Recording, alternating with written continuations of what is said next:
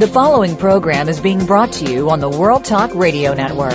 For more information about our network and to check out additional show hosts and topics of interest, please visit worldtalkradio.com. The World Talk Radio Network, where the world comes to talk. The views and ideas expressed on the following program are strictly those of the host or guests and do not necessarily reflect the views and ideas held by the World Talk Radio Network, its staff, and management.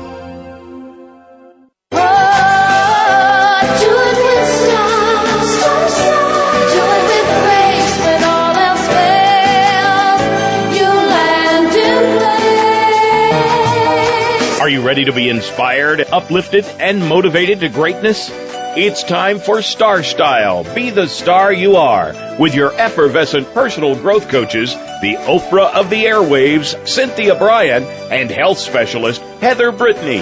Define your vision, discover your passion, and design your future in this power-packed hour of life-changing talk radio featuring authors and successperts dedicated to helping you achieve the results you deserve. Be entertained, edutained, encouraged, and empowered. Smile, have fun, and celebrate you. Explore your potential and embrace your possibilities with your hosts, Cynthia Brian and Heather Brittany on Star Style. Be the star you are. Starting right now. Never say never. Live your dream. Hello, Power Partners, and welcome to radio's finest hour of power, Star Style. Be the star you are. My name is Cynthia Brian. And I'm Heather Brittany. And we are bringing you this show live from beautiful Redondo Beach, California. And wow, is it a gorgeous day out here today. The sun is shining, the waves are rolling in, and the air is fresh. Well, we have you on our radar, and we want you to live your dream. So sit back, relax, and listen to our great show because it's a how-to show today. Our guest author will be Russ Hovendick, who will tell us how to interview and how to get a raise with two of his new books, How to Interview and How to Get a Raise. And in Health Matters, Heather will give us dietary counseling for expectant mothers. And in our final segment, I'm going to give you some how-to advice on your spring garden. The miracle moment for today is brought to you by Cynthia Brian and Heather Brittany, actors for your next film, commercial, or print project. Call us and we'll put you in touch with our agents, 925-377-STAR, or email Cynthia at star-style.com. And this is from Coach John Wooden from UCLA fame.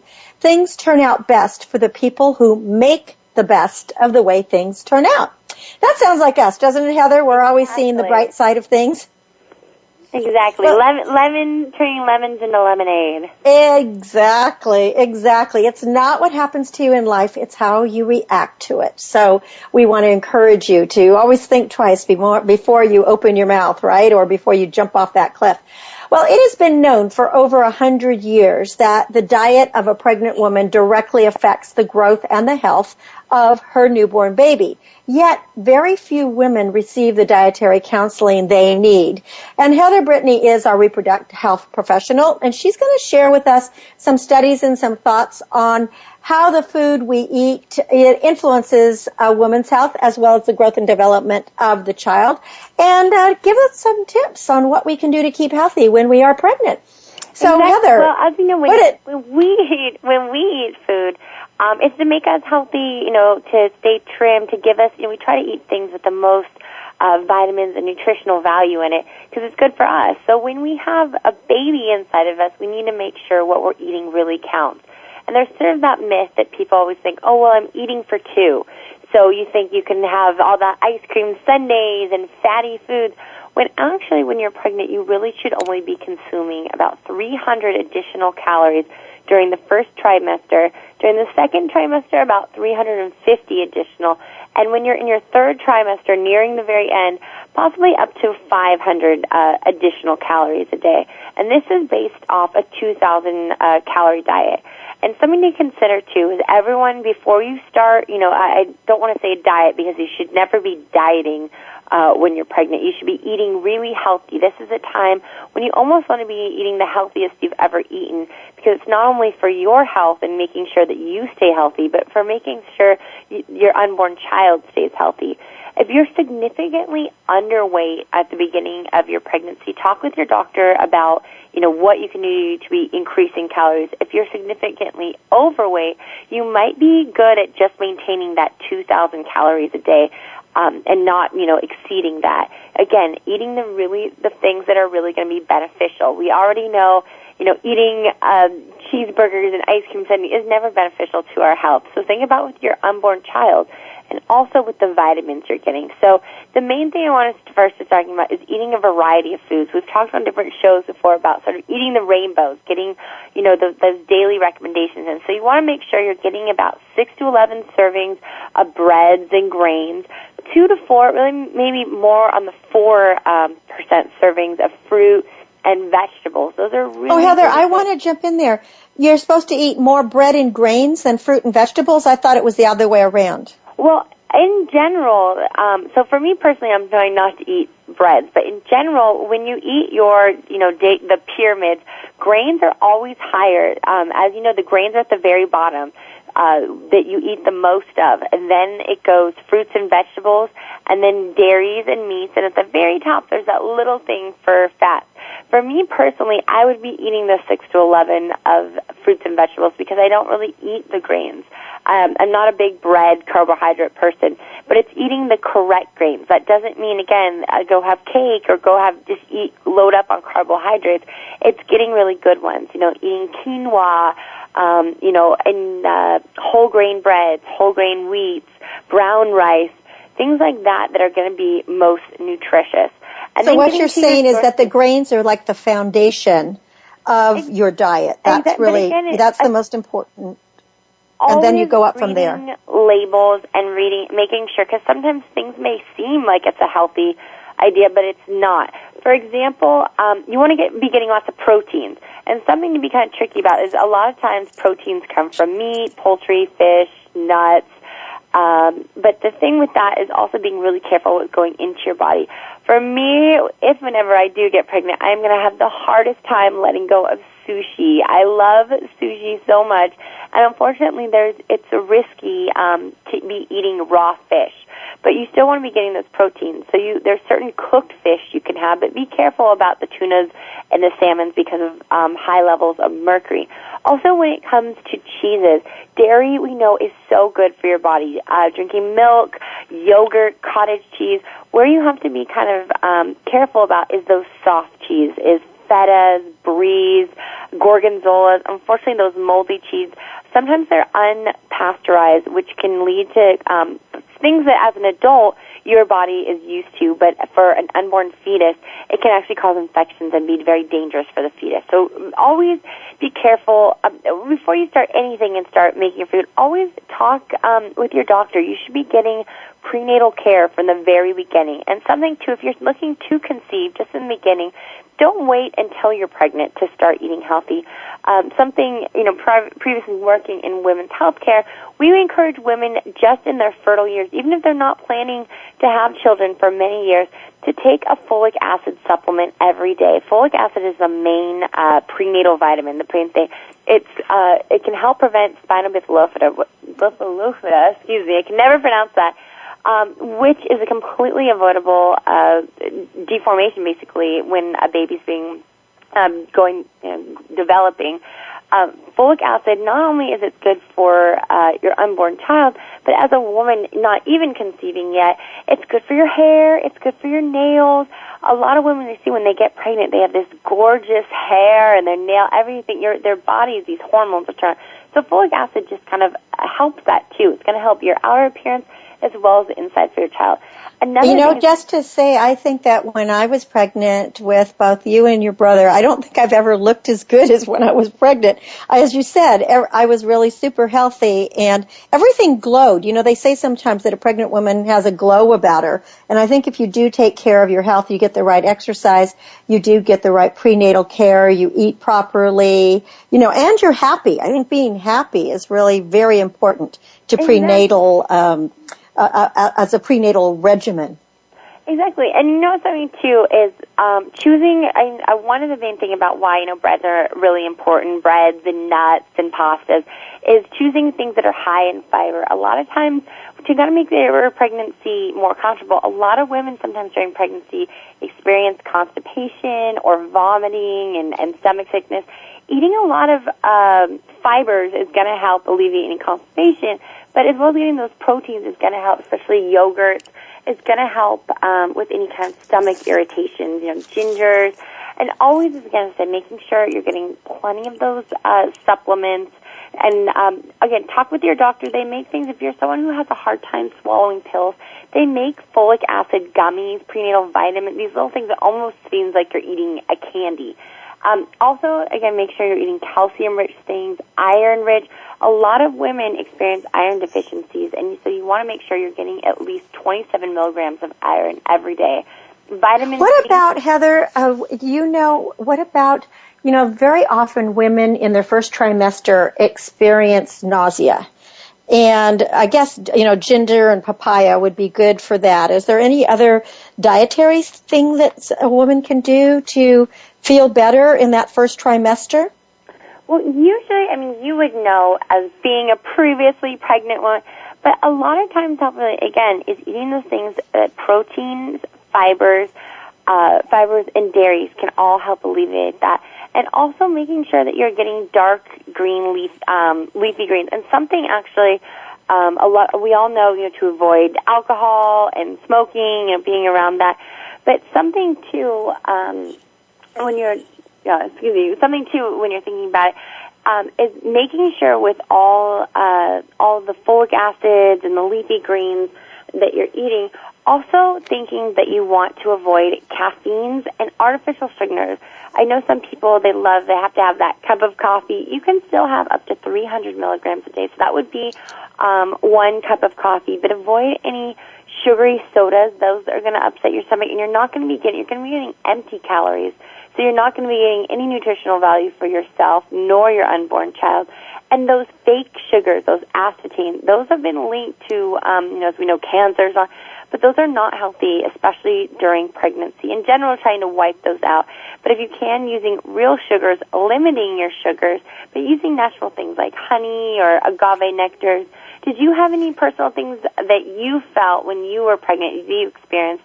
I know you've always said that when you were just thinking about getting pregnant that first year prior to pregnancy, how you really started, you know, eating healthier and more vitamin C. What would be your personal, you know, health tips to kind of have a healthier pregnancy? All the things that you said, I think, are absolutely essential. And one of the most important things is, if you are contemplating pregnancy, to start immediately making sure you're leading a healthy lifestyle, which, as you said, to eliminate alcohol, eliminate caffeine, and absolutely stop smoking if you have been smoking, and stay away from smoking. And I won't even get into if you're taking any drugs. That's an absolute no-no. You know, you want to stay away from everything. And that goes for even if you get ill before or when you're pregnant, is talk to your doctor, because you do not want to be taking medications that could harm the baby or the fetus in any way. And then as far as foods, as fresh as possible.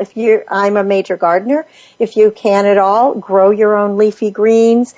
Eat lots of citrus, you know, lots of oranges, lemons, grapefruit, anything like that. Drink lots of milk, get all that calcium. You also referred to, there's sometimes an iron deficiency during this point, and we really have to be aware of that, because that can be dangerous for the baby. But I think the most critical thing is to talk to your doctor, to get regular checkups with the doctor, and to start reading as many baby magazines, articles, take classes or seminars. And then on top of that, to be in good physical condition. And one of the things I was always a horseback rider, and I was always really athletic. And when I was getting pregnant or contemplated being pregnant, I asked the doctor, do I need to stop anything? And they said, no, you don't need to stop anything that you're already doing, but you don't want to start something. So, if you weren't a horseback rider before. Too. A lot of times people, again, before starting, I hate saying diet, but starting, a regimen, people a lot of times think, I'm pregnant now, I shouldn't be very active. Continue with your continue being active. You just sort of do things at a little less. I know I'm currently taking a bar method class. Amazing. You took it today too. But they offer, many women in it they do offer prenatal ones. But many women do it, they just don't do it to the full extent. They kind of, do abbreviate, sort of just a little bit less strenuous on it. Continue walking, working on your arms, stay healthy. Well, this is a great segment. So for anyone that is considering getting pregnant, you want to re-listen to this segment, because having the right nutrition, the right exercise, taking care of yourself, and as I said at the top of the hour, being happy, really, really looking at your lifestyle and loving who you are and filling your life with smiles and happiness will make all the difference in the world. So Heather, go ahead and give out the website. Most definitely. We want to go to BeTheStarYouAre.com as well as BeTheStarYouAre.org. Okay, well, we're going to be going to a very quick break, but when we come back, we are going to learn how to get ready for a job interview, as well as how to ask for a raise when executive recruiter and author Russ Hovendick joins us for a motivational segment, and that's coming right up with his 2 new books. My name is Cynthia Brian. And I'm Heather Brittany. And we're broadcasting live from Redondo Beach, California on World Talk Radio. This is Star Style, Be the Star You Are. We will be right back. Don't go away. The star you are. Be the star you are. You are the star. Find out what's happening on the World Talk Radio Network. Find out about new shows, featured guests, and what's up this week. Find us on Facebook by searching keyword World Talk Radio. Are you a teenager with lots to say, but no one to talk to? Let your creativity explode and your voice be heard on the radio program Express Yourself, a show by teens, for teens, and about teens. No topic is off limits as you connect with teens with attitude. Check out Express Yourself on the Voice America Kids channel and join our global community where teens talk and the world listens. www.btsya.com. You can express yourself. Be the star you are. Light up the flame that burns. Get a positive prescription for living and discover a cure for adversity when you make a difference in the lives of others by donating to Be the Star You Are, a 501c3 top-rated charity dedicated to empowering women, families, and youth through increased literacy, positive media, and tools for living. www.BeTheStarYouAre.org. All donations are tax deductible. www.BeTheStarYouAre.org. Be the lucky star you are.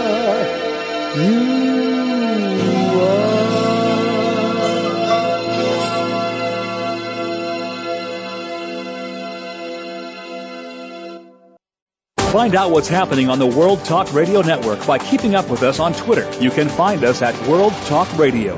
Be the star you are. You are the star. Get ready to be inspired, entertained, and motivated to greatness with positive, uplifting, life-changing talk radio. Turn up the volume. Tune in to the Power Hour on Star Style. Be the star you are. Now, back to the program with the Oprah of the airwaves, Cynthia Brian. You'll find all you need in a life. You are listening to Star Style, Be the Star You Are on World Talk Radio, where the world comes to talk and listen. I am Cynthia Brian, your personal growth consultant, bringing you the movers, the shakers, and the pioneers on the planet who will inspire and motivate you to greatness. At one time or another, everyone applies for a job, and most of us really would like a raise as well. Well, Russ Hovendick, a national award-winning executive recruiter, has motivated hundreds of people through his multiple roles as recruiter, career coach, training consultant, business owner, and a volunteer chaplain counselor with the Juvenile jail and prison system in South Dakota. He is the author of 2 new books, How to Interview and How to Ask for a Raise, both very important books. Welcome, Russ, to Star Style, Be the Star You Are. Cynthia, it's just a pleasure being with you today. I really have looked forward to this. Well, thank you. I look forward to it, too, because these are 2 questions and books that everybody needs. I think everybody wants to know how to interview, and at some point or another, everybody is like, hey, I really deserve a raise, but nobody really knows how to do it. Now, I'm going to start with your book, How to Interview, What Employers Want to Hear in Today's Competitive Job Market.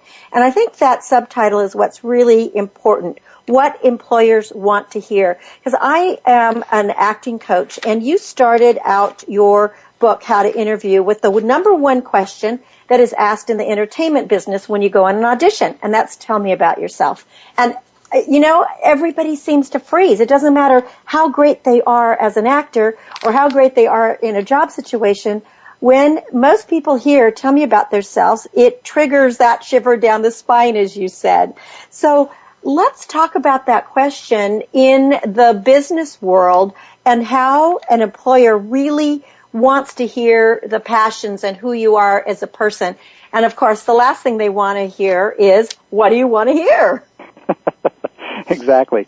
Well, you know, it's so commonplace, I guess, that question that comes to play, because it's a opener that employers use to try and strike up a conversation as well. And yet, it's a very important question, and a lot of times individuals immediately start to think, well, where should I start? What should I be telling them? What's of interest? And it seems when nerves set in, then people start to, as I say, lubricate their jawbone, and they start talking about things that have no bearing. And so they talk about their birth order, they'll talk about where they were born, they'll talk about all these different things. What I teach is different. And a lot of times when I'm putting individuals into interview sessions, of course they're prepared for this question, but what I teach people to do is bring the attributes to light that really make them or will set them apart and from others. Because as I mentioned, in the title, the job market's very, very competitive, and you need to set yourself apart from the competition. And so what I do is, rather than to give facts at that opening, what I do is direct people to take and bring what it is inside that makes them different, their passions, what excites them, what gets them out of bed in the morning, those types of things, and verbalize that, and then take a supporting statement after that takes I call it a statement of credibility, that actually describes in detail a little bit more. So if a person says, that I am an action person right from the start, well then what's that statement of credibility that would define your action? That type of thing. Leadership, what defines that? That you might say, I have a passion for leading others and bringing a common vision. Okay, well then how did you do that in a prior setting? And so the statement of credibility that follows that brings much more credibility than just the buzzwords that are thrown out there all the time.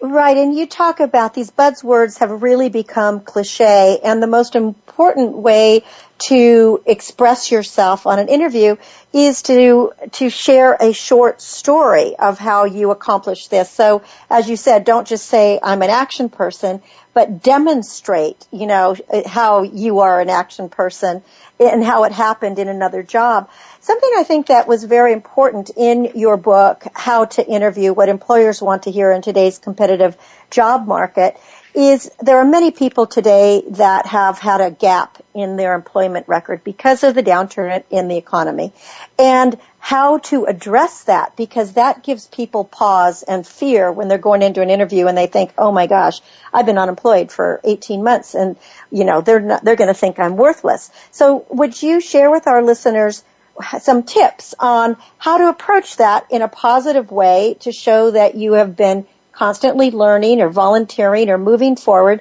even though you may not have been getting a paycheck? Sure.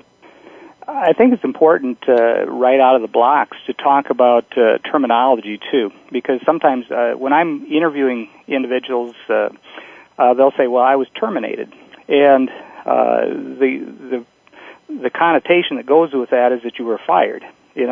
Well, termination takes on a different flair than it should, because if you were downsized, there is a significant difference being downsized that was part of the economic downturn like you're talking about, as opposed to being fired. And I address actually both on how to address that. So in terms of if you were downsized, were you part of a downsizing effort? What I mean by that is, was there 20 people, 30 people that were downsized at the same time that you were? How many downsizing initiatives did you survive until you were actually downsized? So you might have been part of phase 3, phase 4 of a downsizing effort. Well, with each phase that you actually survived shows your value to that organization. And so you use these things to bring value to that conversation. As you've been sitting on the sidelines, sometimes in downsizing situations you'll have severance paid. They might, because you've been an employee for a certain amount of time, you'll get a paycheck that's equivalent to how many weeks or how many months of service that you've done or how many years. And sometimes people sit on the sidelines and they use that money up until the end, and then the midnight hour they go, oh, I better go attack the job market now. And during that time, it's okay to do that, but I think it's, I always advise people to be very, very active all the time. And by that I mean going out and researching companies, going out and taking some courses. There's tons of free courses to take and better hone your skills in leadership, whatever the case may be, and show that you're active and moving forward in the process as opposed to sitting and just waiting for something to come to you. The more active you are and the more that you can demonstrate that you've been aggressive in terms of your pursuit of prospective employment options, sets a tone with an employer very, very well. Yeah, no, exactly. And I am the executive director of the charity Be the Star You Are, and it was interesting the last few years how many people had been downsized, outsized, whatever, fired, terminated in one way or another. Sure. And it was fascinating to me when people would reach out because they would say, as I'm in between jobs, I want to keep my skills really clear, and I'd like to do some volunteer work and they would be very specific. The ones that were good would say, I need 3 months of volunteer work or whatever. And I thought that had to look really good on a resume if you're just keeping yourselves very much, on the edge as opposed to sitting on the couch and watching sitcoms. I mean, that doesn't make any sense. The website is directionalmotivation.com. We are talking to Russ Hovendick, and his book that we're discussing right now is How to Interview What Employers Want to Hear in Today's Competitive Job Market, and we're going to get to his second book in just a second. But he has 3 P's. That's his method in all the books. It's prepare, present, and be professional. So preparation, presentation, and professionalism are the keys. Many people don't prepare for a job interview. I mean, they don't even know sometimes what the company does. And you gave several examples in here, which, if you don't know where you're going, it's like any road will do. Talk to us about the importance of preparation. Well, preparation is absolutely key, because what it does is it helps you to understand the culture of a company. If you're looking at a company, you understand what they do, you understand their mission statement, you understand whether you actually fit them. that type of thing. But, as individuals, we like to know that somebody knows something about us, and you're in a conversation, and they say, well, you know what, I saw that you did this. And you go, wow, well, that's pretty cool. And it's a compliment. And so a lot of times what happens... It makes a connection as well, right, Russ? I mean, oh, yeah, because absolutely. we're all humans, and we want to feel like we're important and appreciated, and by doing your homework, you show that you care. Yeah, and believe me, it sounds really crazy, but so many people will go to an interview and they don't know what a company manufactures. They don't know the history of the company. They're just looking for a job. Well, employers are looking for somebody that can make a difference, somebody that can actually affect the bottom line, because that's why they are in business. And so it sounds just really crazy, but the people that actually go out and research companies, prepare, they know the individuals that make up the chemistry of the company, by knowing that going in, set themselves apart just in that little portion right there. Another thing is researching is so easy to find out on LinkedIn, those types of sources, that they can find out where the individual went to school, that type of thing. Sometimes there's a commonality of just going to the same school, being from the same state, whatever the case may be. And it's just those little things that can really separate you. It's really important. Again, it's a connection, because people like to work with other people that, I don't want to say they're exactly like them, but at least will complement their work ethic, etc.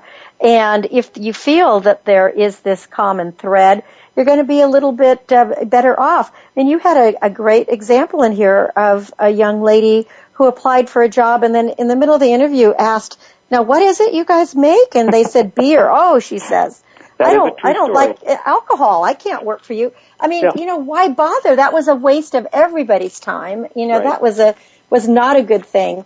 So let's, I want to move on just a bit, because what I like so much about your book is you talk about behavior-based interviewing in here, and in the chapter on preparation, some critical activities for every job interview.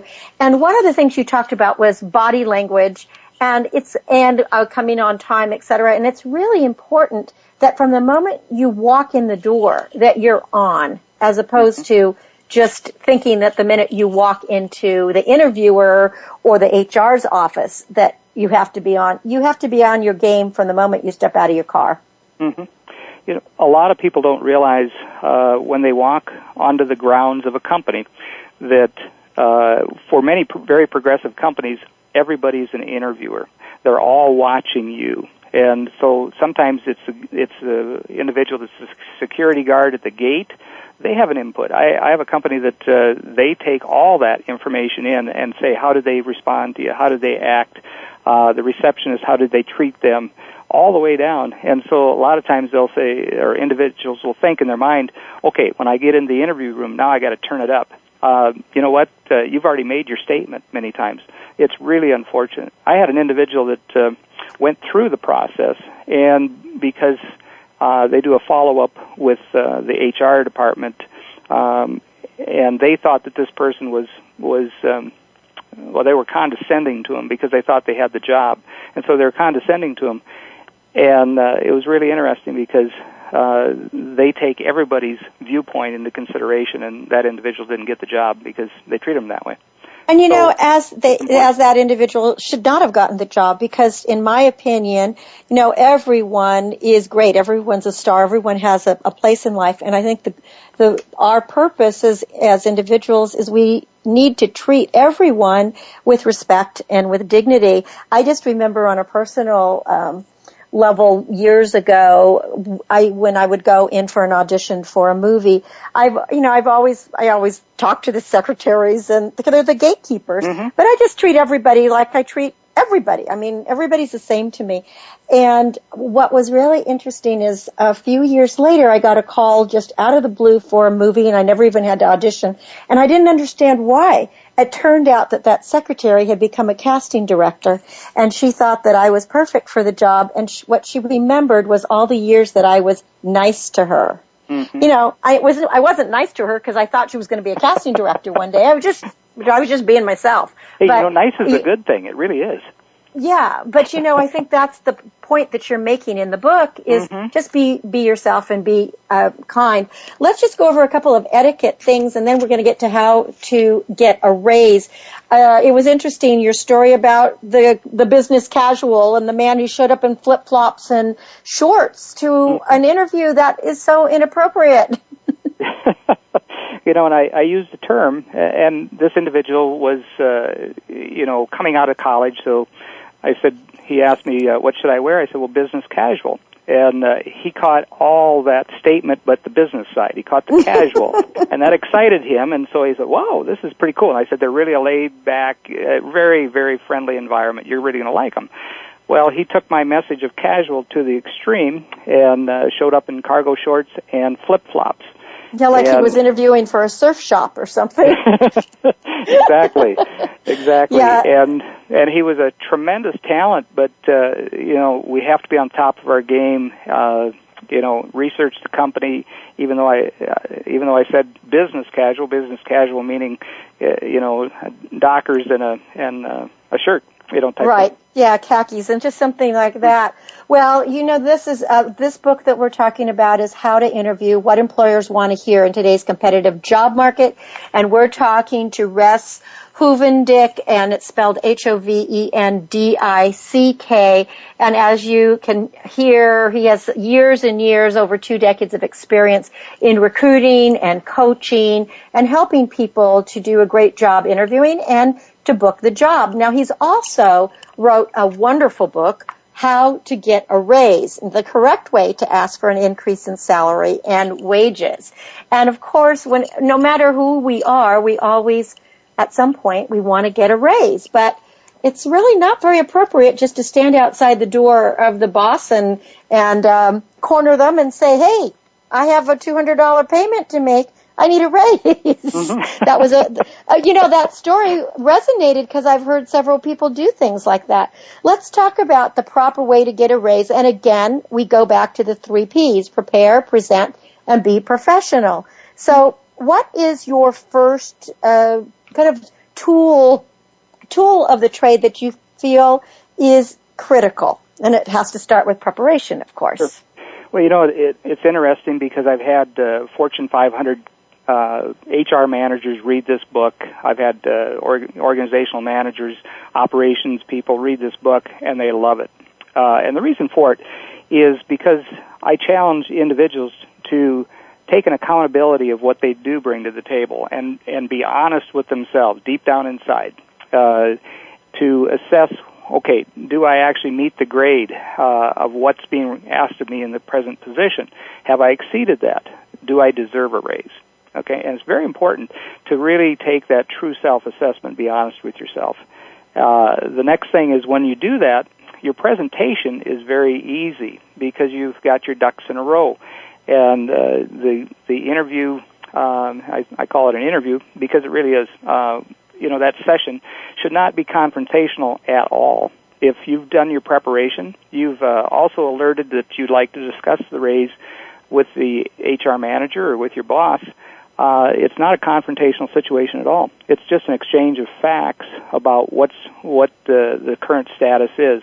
I like the point that you bring that up about the car payment, because that car payment and the fact that your obligations have gone up significantly has nothing to do with the reason to get a raise. And that I think is a really critical point that you make in the book, because very often people feel, hey, the cost of living's gone up, so I have to get a raise. But, again, the company doesn't owe you that. You owe the company to be doing the best job you possibly can to make their bottom line. So you have to show that you are valuable to the company. How much are you worth? Mm-hmm. Otherwise, why should they even listen to the fact that they think that that you need more money? It's not up to them to make your lifestyle the way you want it, right? Exactly. Yeah, exactly. And actually, when you make a statement like that, you lose all credibility. Right.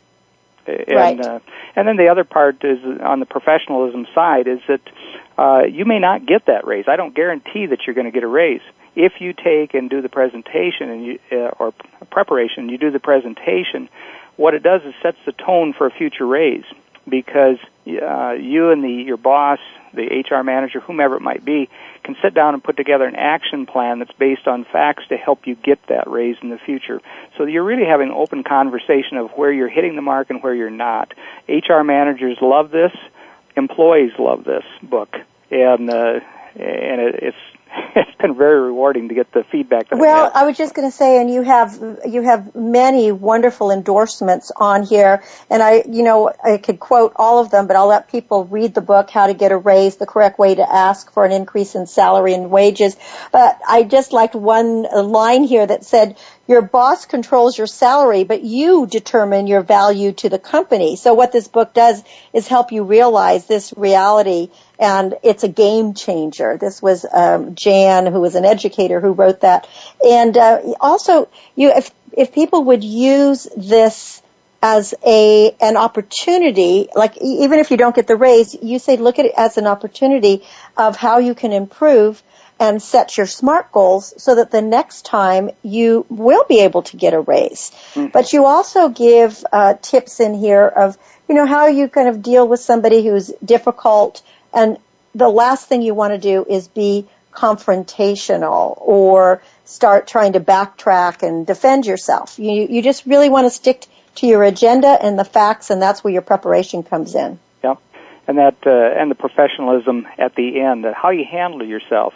You handle it in a positive way regardless of how it turns out, because you're setting the tone. Sometimes people will come out of a raise situation. They didn't get their raise, and so they become bitter, or they get into a confrontational situation.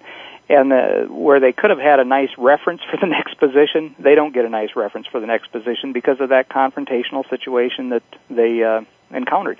Well, and you gave several examples in How to Get a Raise of, people, one gentleman, like being there 25 years and not getting his raise and just walking out, getting angry, and nobody wants to have somebody react like that. So right. You talk about how to say, even if you're disappointed, to thank them and to ask perhaps when will be the next time, what can you do to improve yourself, and when can you reevaluate. So your book is just filled with wonderful tips on thinking with the big picture, how to be a professional self, to understand that your boss is just a person, and you shouldn't be intimidated, how to engage in the conversation, and just to get started and to continue on it.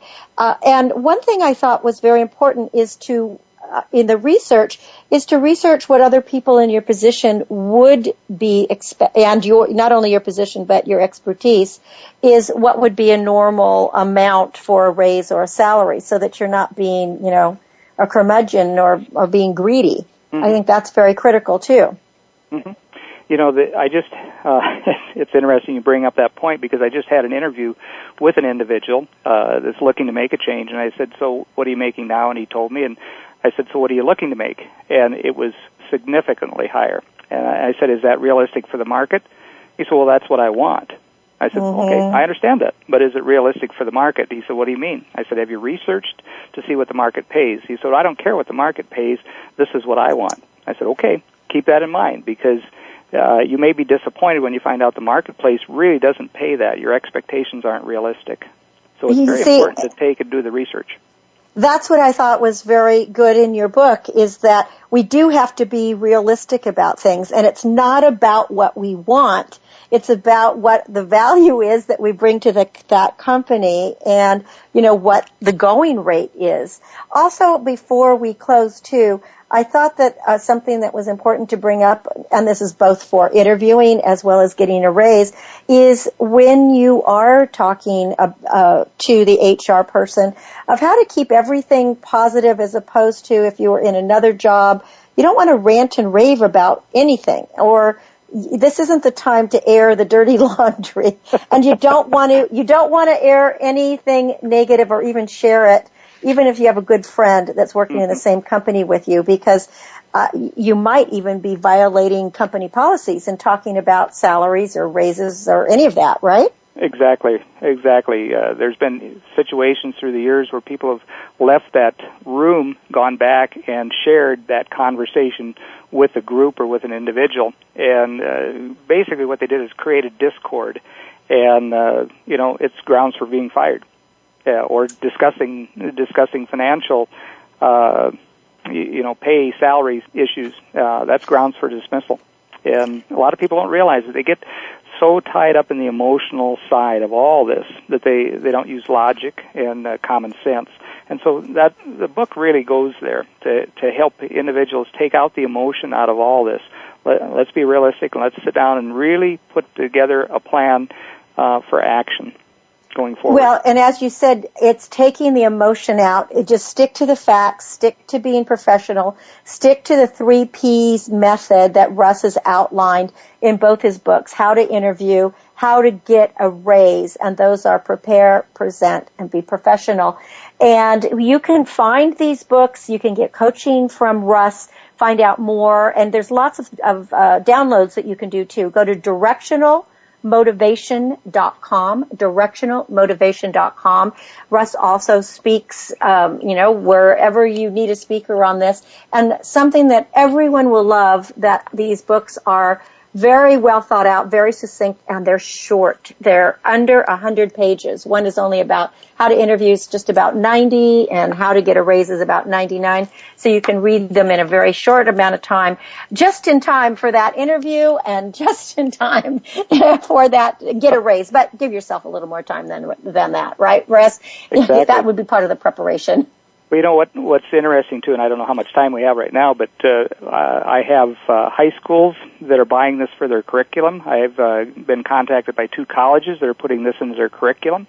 And what I would say this would be, I'm going to promote this a little bit, the How to Interview book would be a tremendous purchase for individuals with graduates that are coming out of high school, graduates that are coming out of college, getting ready to enter the marketplace, because I've written it to help them as well. It's good for anybody, but this will really help them. And it would be a great gift for a high school or college graduate. Or, I just think it's a great book for anyone to have and keep it as a resource book, because what is the statistics now where people change jobs, in a lifetime you're going to have 5 to 7 jobs. People aren't, they don't get that gold watch very much anymore because we change jobs more often. So exactly. How to Interview, we're going to be doing it over and over. And it's really important to have a guide on your side. So Russ Hovendick, Hovendick, How to Interview and How to Get a Raise. So we are out of time, Russ. Thank you for being on Star Style, Be the Star You Are. And again, please go to directionalmotivation.com. This book has been endorsed by businesses and educational leaders across the country, and I know that you will find it incredibly self-directing and very, very helpful in any of your endeavors for your future career. So thank you, Russ, for writing, and thank you for coming on Star Style, Be the Star You Are, to enlighten our listeners and help them make a difference in their lives and that of their employers. Cynthia, it's been a pleasure. I've really, really enjoyed it. And, a plug for you guys. Your philanthropy efforts have been just phenomenal. And I just really am encouraged by what you're doing as well.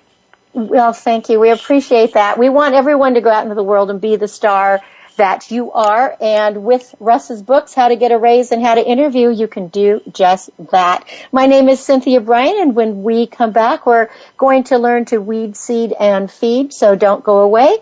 You're listening to Star Style, Be the Star You Are. My name is Cynthia Brian, and you have just been listening to our guest, Russ Hovendick, How to Interview, How to Get a Raise. Back in a bit. Star you are, the star you are.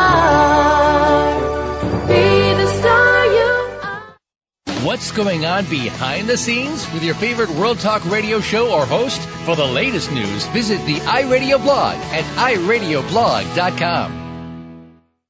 This business of show business is calling out to me. Get started acting or modeling with a consultation from media coach extraordinaire Cynthia Brian, who has guided entertainment careers for over 2 decades. Call 925-377-STAR or visit www.cynthiabrian.com. Pick up a copy of her award-winning book, The Business of Show Business, and start living your dreams today. Call 925-377-STAR. 925-377-STAR.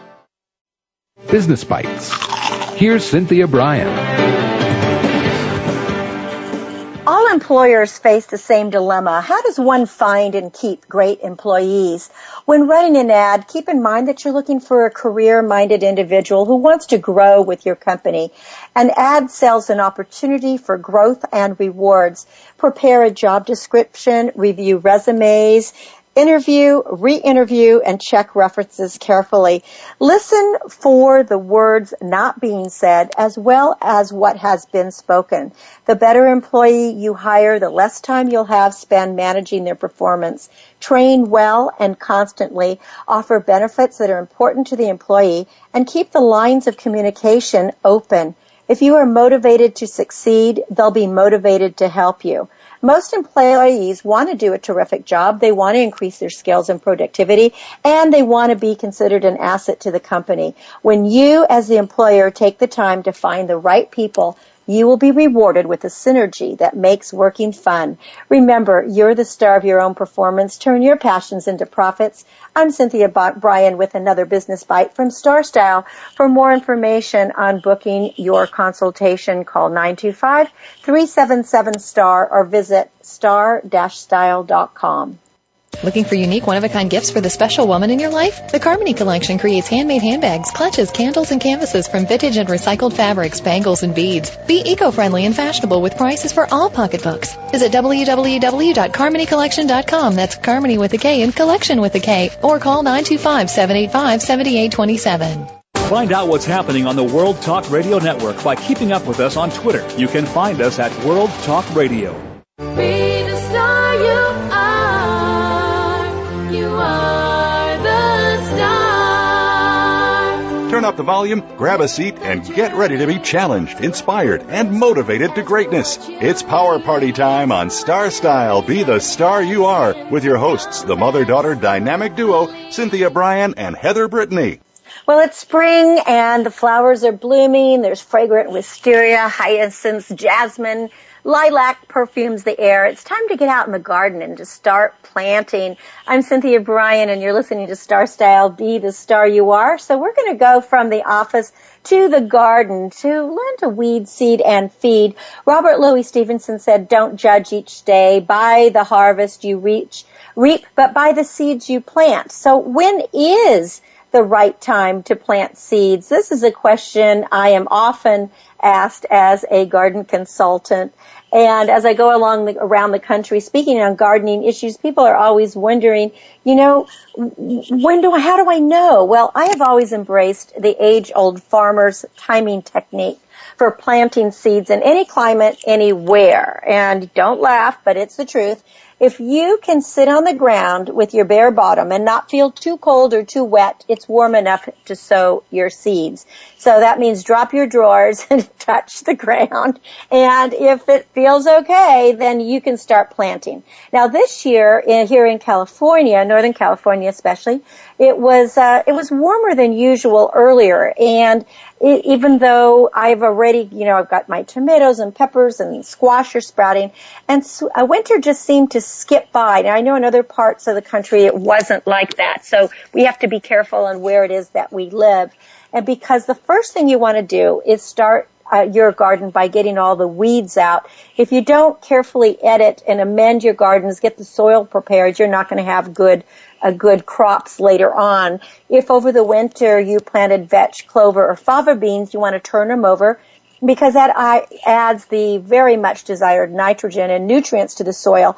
And then other weeds need to be manually pulled and either added to the compost piles or put in your green bin. And then once you have your soil rich and ready, then that's the time to get the seed packets out or the 6-packs and start digging. Now, arugula happens to be my top pick for growing greens this season.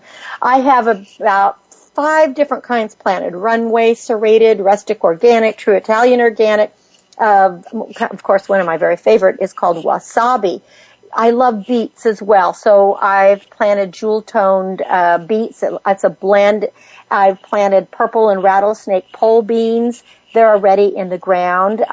Radishes are easy for kids, and so is butter lettuce. So if you have kids, you might want to plant some radishes, carrots. Those kinds of things are really fun. They sprout very quickly, and the kids get to see their works easily. I did something the other night, and I think I talked about it already on the radio, but I thought I would give it again, and that was to make I made what I call a spring garden pizza, which was I just went out into the garden and picked anything that was okay right now, which was arugula and chives and some onions and garlic and Swiss chard and kale was all ready, and put it on a crust with cheese, and then baked it, topped it with arugula, and put a fresh egg on top, and then roasted it. It was really great, and it's a great thing to do with kids. Naturally, it's important to plant pollen plants because we want to attract the pollinators, the bees and the butterflies. That helps our gardens grow. Did you know that the bee pollinators provide 1 of every 3 bites that we take? And as you've heard before, honeybees have been disappearing in record numbers, and butterflies have also suffered significant population decline. So we really need to eliminate the pesticides and insecticides while planting flowers of varied shapes, and that way we can bring the bees and butterflies. Also, those pesticides and insecticides get into our storm systems, go down into our water systems, and that is all bad too. So here are a few pollinator plants that you can grow from seed, and they're very easy. And if you plant them as succession plants, then you could get like 3 seasons of enjoyment, and they will support a wide range of bee and butterfly species and populations. So for some early blooms, if you plant baby blue eyes, California poppy, chives, clover, larkspur, lupin, osteospermum, pea, poppy, and viola. Mid-season beauties include bachelor buttons, basil, black-eyed Susan, borage, calendula, cilantro, cosmos, foxglove, lavender, squash, and thyme. Although I actually have calendula growing all year long and blooming all year long, and I use it in my cooking as Poorman's saffron. And then late-season color, plant some agastache, some amaranth, cleome, dahlia, marigold, salvia, sunflower, and zinnia. And then you can add a bit of organic fertilizer to feed the seed. A brew of homemade compost tea is recommended, although you can purchase organic food plant at your at your local garden center. And it just depends on the soil you have. High nitrogen sources are perfect for plants to grow for their foliage, while flowering and vegetable crops prefer lower nitrogen and higher phosphorus. So with your spring garden planted, you can now start dreaming of those delicious crops to be harvested in the future. Just water, tend, and wait. So I hope that you have a wonderful, healthy garden, and no matter if you're in an apartment or just you have a yard, you can always grow something. So may you have a joyful spring and get growing. Well, thank you so much for being great listeners and allowing Heather and I into your life every week. Make sure you're tuned to World Talk Radio on Thursdays from 3 to 4 p.m. Pacific.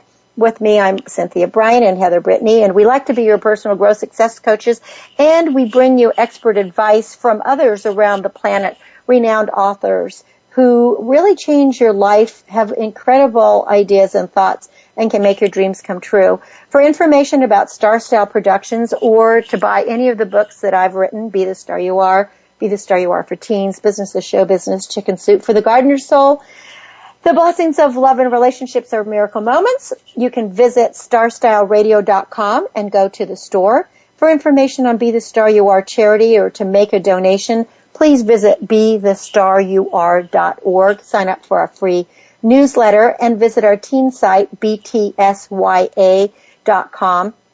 Make sure to listen to Express Yourself Teen Radio Tuesdays on our sister network, Voice America Kids. It airs at 12 noon Pacific, and the kids do a great job talking about things that are important to teens. Our aim is always to encourage, inspire, inform, and motivate. See beyond your physical being, know you're already a star, and cherish the past, dream of the future, and celebrate every moment of your life. And I hope you'll read a book this week, pick up how to interview and how to get a raise, and your life will change. Until next week, when we celebrate again, remember that love always wins, kindness always prevails, and smiles keep us happy. My name is Cynthia Brian. This has been Star Style, and I thank you and encourage you, be the star you are. We'll see you next Thursday, 3 to 4 p.m., right here on World Talk Radio. Thanks for being with me. Thank you for tuning in every week for the Power Hour on Star Style, Be the Star You Are. Our goal is to inspire, inform, entertain, and motivate you to reach for the stars and shine brightly. For further information, visit www.starstyleradio.com. You're invited to our Power Party next week and every week right here on the World Talk Radio Variety Channel with the dynamic duo, the Oprah of the airwaves, Cynthia Brian, our health hero, Heather Brittany, and the pioneers on the planet. We'll pour more champagne for the spirit with positive, uplifting, life-changing radio. Until we play again, be the star you are.